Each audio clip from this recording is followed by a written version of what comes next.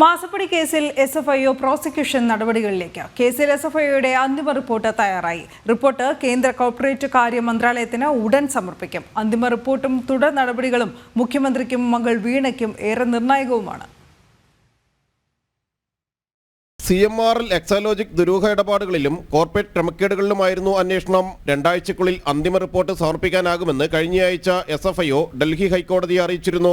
തയ്യാറായിരിക്കുന്ന അന്തിമ റിപ്പോർട്ടിലെ ഉള്ളടക്കമനുസരിച്ച് മന്ത്രാലയത്തിന്റെ അനുമതിയോടെ പ്രോസിക്യൂഷൻ നടപടികളിലേക്ക് കടക്കും. കോർപ്പറേറ്റ് ക്രമക്കേടും ഫണ്ട് തിരിമറിയുമായിരുന്നു SFIO അന്വേഷണ പരിധിയിലുണ്ടായിരുന്നത്. SFIO അന്വേഷണം തടയണമെന്നാവശ്യപ്പെട്ടുള്ള CMRL ഹർജിയിലാണ് വിശദമായ വിവരങ്ങൾ ഉൾപ്പെടുത്തിയുള്ള സത്യവാങ്മൂലം സമർപ്പിച്ചിരുന്നത്. സേവനങ്ങളൊന്നും കൈപ്പറ്റാതെ 1,72,00,000 രൂപ എക്സലോജിക് കമ്പനിക്ക് വിവാദ കരിമണൽ കമ്പനി CMRL നൽകിയിരുന്നു. കേസിൽ മുഖ്യമന്ത്രിയുടെ മകൾ വീണ തൈക്കണ്ടിയിലടക്കം 20 പേരെ SFIO ചോദ്യം ചെയ്തിട്ടുണ്ട്. CMRL ഓഫീസിൽ പരിശോധനയ്ക്കെത്തിയ SFIO ചില രേഖകൾ പരിശോധനയ്ക്കായി കൊണ്ടുപോയിരുന്നു.